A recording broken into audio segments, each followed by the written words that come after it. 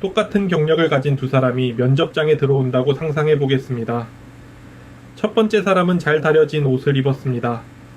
머리는 정돈되어 있고 피부는 매끈해 보이고 표정에는 피곤한 기색이 없습니다. 두 번째 사람의 옷에는 약간의 주름이 있습니다. 머리는 조금 흐트러졌고 피부 트러블과 다크서클이 눈에 띕니다. 두 사람은 같은 학교를 나왔습니다. 같은 자격증을 가지고 있습니다. 면접에서 하는 대답도 거의 같습니다. 그런데 우리는 첫 번째 사람에게 이런 이미지를 붙이기 쉽습니다. 준비성이 있다. 자기 관리가 잘 돼 있다. 책임감이 있어 보인다. 일도 깔끔하게 할 것 같다. 반면 두 번째 사람에게는 이런 의심이 따라붙습니다. 조금 성의가 없는 것 아닌가? 생활이 불규칙한가? 일도 덜 꼼꼼하지 않을까?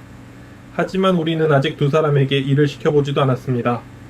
외모를 봤을 뿐인데 능력을 본 것처럼 느낀 것입니다. 오늘의 질문은 이것입니다. 왜 깔끔한 외모는 능력처럼 보일까요? 그리고 오늘의 핵심 문장은 이것입니다. 외모는 이력서가 아닙니다.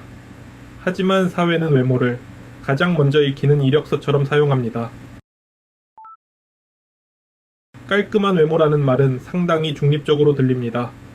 잘생겨야 한다는 말도 아니고 예뻐야 한다는 말도 아니며 명품을 입으라는 말도 아닌 것처럼 보입니다.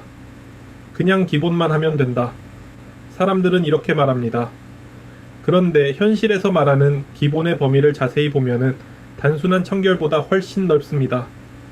깨끗한 옷, 정돈된 머리, 좋은 피부, 가지런한 치아, 적당한 체형, 피곤해 보이지 않는 얼굴, 직장 분위기에 맞는 옷, 너무 진하지도 너무 연하지도 않은 화장, 비싸 보이지 않으면서도 저렴해 보이지 않는 스타일. 이 모든 것이 깔끔함이라는 한 단어 안에 섞입니다. 채취나 오염된 작업복처럼 위생과 안전에 직접 관련된 문제는 분명 중요합니다. 식품을 다루거나 의료제조 현장에서 일한다면 청결과 보호복은 실제 업무 조건입니다. 하지만 문제는 여기서 한 걸음 더 나아갈 때입니다. 피부가 깨끗하면은 성실하다. 날씬하면은 자기 통제가 된다. 좋은 옷을 입으면은 능력이 있다. 다크서클이 없으면은 생활이 안정적이다. 이 순간 깔끔함은 위생이 아니라 인격의 신호가 됩니다. 그리고 사람들은 그 신호를 능력으로 번역합니다. 면접과 소개팅에는 공통점이 있습니다. 상대에 관한 정보가 거의 없는데 짧은 시간 안에 중요한 결정을 내려야 한다는 것입니다. 지원자의 업무 능력을 정확히 확인하려면 오랜 시간이 필요합니다. 실제로 일을 맡겨보고 문제가 생겼을 때 어떻게 대응하는지 지켜봐야 합니다. 연애 상대의 성격을 알려면 더 오래 걸립니다. 갈등이 생겼을 때 어떤 사람인지, 약속을 어떻게 지키는지, 타인을 어떻게 대하는지 경험해야 합니다. 하지만 외모는 들어오는 순간 바로 보입니다. 그래서 우리의 뇌에는 보이는 정보를 판단의 지름길로 사용합니다. 하나의 긍정적인 인상이 다른 능력까지 좋아 보이게 만드는 현상을 흔히 후광 효과 또는 헤일로 효과라고 부릅니다. 정돈된 옷을 보면 준비성이 있다고 생각합니다. 좋은 피부를 보면 생활이 안정적이라고 생각합니다. 자신감 있는 표정을 보면은 실제 업무 능력도 높다고 추측합니다. 프린스턴 대학교 연구진은 같은 얼굴에 경제적으로 더 여유 있어 보이는 옷과 그렇지 않은 옷을 입힌 뒤 능력을 평가하게 했습니다. 참가자들은 더 부유해 보이는 옷을 입은 얼굴을 더 유능하다고 평가했습니다. 이 판단은 0.1초 만에도 나타났고 연구진이 옷을 무시하라고 경고하거나 판단의 정확도에 보상을 걸어도 쉽게 사라지지 않았습니다. 얼굴과 능력은 같았지만 옷이 달라지자 능력 평가가 달라진 것입니다. 우리는 옷을 보고 있다고 생각하지 않습니다. 사람을 볼 줄 안다고 생각합니다. 바로 그 확신 때문에 편견은 더 강해집니다. 회사에서 말하는 깔끔함에는 또 하나의 의미가 들어 있습니다. 조직의 규칙을 알고 따를 수 있는가? 정해진 시간에 출근한다. 상황에 맞는 옷을 입는다. 고객 앞에서 조직이 원하는 표정을 짓는다. 개인적 취향보다 회사의 이미지를 우선한다. 그래서 단정한 외모는 업무 능력뿐 아니라 조직 적응력의 신호로 읽힙니다. 이 사람은 눈치가 있다. 기본적인 규칙을 안다.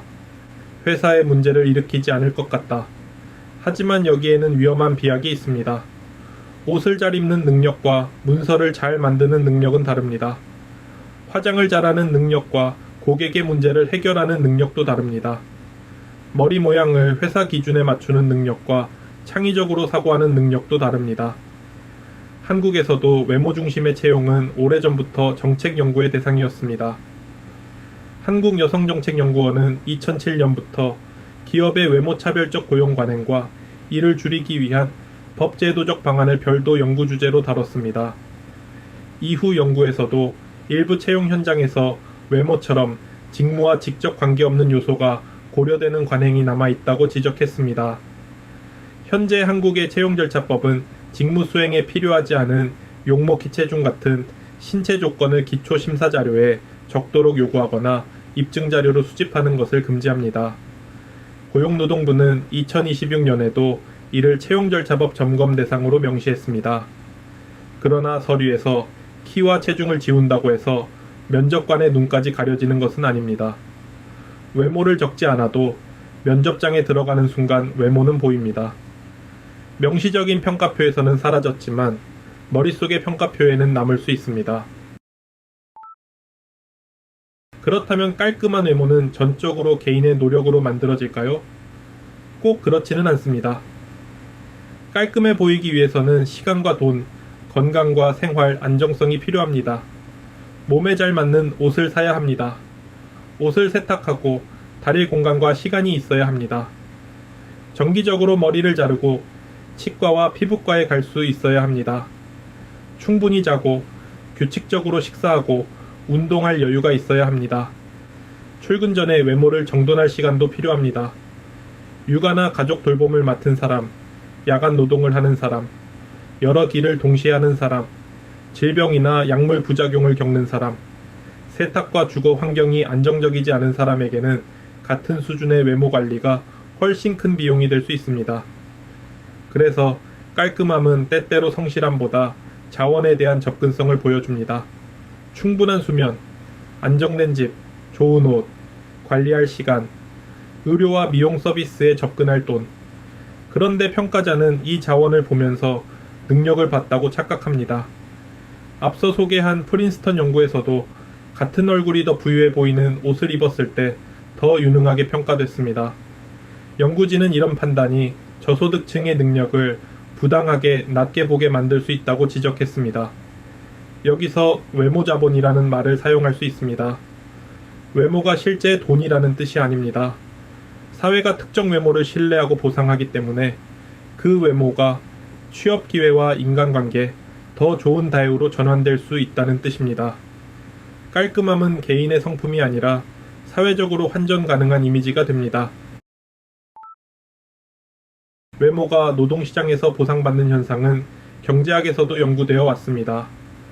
1990년대 북미 자료를 분석한 고전적 연구에서는 다른 노동시장 조건을 통제한 뒤에도 외모가 평균 이하로 평가된 사람에게 임금상 불이익이 나타났습니다. 연구에서 추정된 불이익은 약 외서 10%였습니다. 다만 이 수치는 1970년대에서 80년대 미국 척캐나다 자료를 분석한 결과이므로 오늘날 모든 국가와 직업에 그대로 적용해서는 안 됩니다. 더 중요한 것은 외모의 효과가 모든 직업에서 같지는 않다는 점입니다. 2018년에 다른 연구에서는 사람을 많이 상대하는 업무에서 외모에 따른 임금 차이가 크게 나타났지만 정보와 데이터를 주로 다루는 직무에서는 뚜렷한 외모 프리미엄이 나타나지 않았습니다. 이 결과를 이렇게 해석할 수 있습니다. 기업은 고객이 신뢰하고 선호하는 외모를 가진 사람을 생산성이 높은 사람으로 취급할 수 있습니다. 고객이 깔끔해 보이는 직원을 더 유능하다고 믿습니다. 회사는 그 믿음이 매출이나 만족도에 영향을 줄 것이라고 판단합니다. 그러면 특정 외모를 가진 사람이 더 많이 채용됩니다. 결국 고객의 편견이 기업의 기준이 되고 기업의 기준이 노동시장의 현실이 됩니다. 사회가 먼저 외모를 신뢰한 뒤 그 신뢰를 근거로 외모가 실제 경쟁력이라고 주장하는 순환입니다. 깔끔함의 기준은 모든 사람에게 똑같이 적용되지도 않습니다. 남성도 체형, 머리, 수염, 옷차림과 채취를 평가받습니다. 하지만 여성에게는 더 많은 항목이 붙는 경우가 많습니다. 화장을 안 하면 성의가 없다고 합니다. 화장이 진하면 전문적이지 않다고 합니다. 나이가 들어 보이면 관리하지 않았다고 하고, 지나치게 어려 보이면 경험이 부족해 보인다고 합니다. 몸매가 드러나면 시선을 끈다고 하고, 너무 넉넉한 옷을 입으면 자기 관리를 하지 않는다고 합니다. 한국여성정책연구원의 연구는 한국 사회에서 특히 여성의 몸이 자기 관리와 여성다움의 지표로 여겨지고, 여성이 일과 삶의 공간에서 외모 평가와 차별을 동시에 경험한다고 설명합니다. 여기서 자연스럽고 깔끔한 외모라는 기준은 모순적입니다. 노력한 흔적은 보이지 않아야 하지만 노력을 하지 않은 것처럼 보여서도 안 됩니다. 관리해야 하지만 관리한 티를 내서는 안 됩니다. 그래서 누군가의 자연스럽고 단정한 얼굴 뒤에는 화장품, 미용실, 체중 관리, 피부 관리와 감정 노동이 숨어 있을 수 있습니다. 우리는 그 노동을 보지 않고 말합니다. 원래 깔끔한 사람이네. 소개팅에서도 사람들은 자주 말합니다. 외모는 크게 안 보는데 깔끔했으면 좋겠어. 이 말에는 합리적인 부분이 있습니다. 기본적인 위생을 지키고 만남을 위해 어느 정도 준비하고 상대를 존중하는 태도를 원하는 것입니다. 문제는 깔끔함의 범위가 조용히 확장될 때입니다. 좋은 피부, 날씬한 몸, 고른 치아, 유행을 아는 옷차림, 적당히 비싼 신발과 가방, 특정 계층의 말투와 취향. 그러면 우리는 위생을 원하는 것이 아니라 자신과 비슷한 생활 양식과 계급 신호를 가진 사람을 원하는 것일 수 있습니다. 개인의 연애 취향을 법으로 통제할 수는 없습니다. 그러나 개인적인 취향이라고 해서 사회적 영향이 없는 것은 아닙니다. 수많은 사람이 같은 외모를 신뢰하고 같은 외모를 배제하면 그 취향은 개인의 마음을 넘어 사회적 기회가 됩니다. 나는 그냥 깔끔한 사람이 좋아. 이 말이 때로는 이렇게 번역될 수 있다는 것입니다. 내가 익숙하게 신뢰하도록 배운 외모를 가진 사람이 좋다. 오늘 이야기를 한 문장으로 정리하면 이렇습니다. 깔끔한 외모가 능력처럼 보이는 이유는 사회가 정돈된 외모를 준비성, 자기 통제, 조직 적응력, 경제적 안정성의 신호로 읽기 때문입니다. 물론 외모를 정돈하는 노력은 의미가 있습니다. 면접을 위해 옷을 준비하는 것은 상대에 대한 예의일 수 있습니다. 기본적인 위생은 함께 생활하는 사람을 위한 책임이기도 합니다. 하지만 노력했다는 사실과 능력이 있다는 사실은 같지 않습니다. 깔끔한 사람이 실제로 성실할 수 있습니다. 그러나 깔끔해 보인다는 사실만으로 성실함이 증명되지는 않습니다. 반대로 흐트러져 보이는 사람에게는 우리가 모르는 사정이 있을 수 있습니다. 야간 근무를 마치고 왔을 수 있습니다. 가족을 돌보다 잠을 자지 못했을 수 있습니다. 피부질환이나 만성질환을 겪고 있을 수 있습니다. 좋은 옷과 미용에 투자할 여유가 없을 수도 있습니다. 그 외모는 무능력의 증거가 아니라 한 사람의 삶이 잠깐 바깥으로 드러난 것일 수 있습니다. 문제는 외모를 본다는 데 있지 않습니다. 사람은 누구나 외모를 봅니다. 문제는 외모를 보고도 능력을 봤다고 믿는 것입니다. 채용에서 물어야 할 것은 이런 것입니다. 이 사람은 문제를 해결할 수 있는가? 필요한 지식과 기술이 있는가? 동료와 협력할 수 있는가?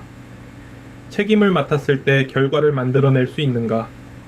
그 답은 피부와 체형, 머리 모양과 옷 가격에 들어있지 않습니다. 외모는 정보를 줄 수 있습니다. 하지만 외모는 증거가 아닙니다. 깔끔함은 하나의 사회적 신호일 수 있습니다. 하지만 능력의 자격증은 아닙니다. 외모는 이력서가 아닙니다. 그런데 외모가 이력서보다 먼저 합격과 불합격을 말한다면 그 사회는 능력을 평가하는 것이 아니라 능력이 있어 보이는 계층의 모습을 평가하고 있는지도 모릅니다. 다음에 누군가를 보고 일을 잘할 것 같다. 성실해 보인다.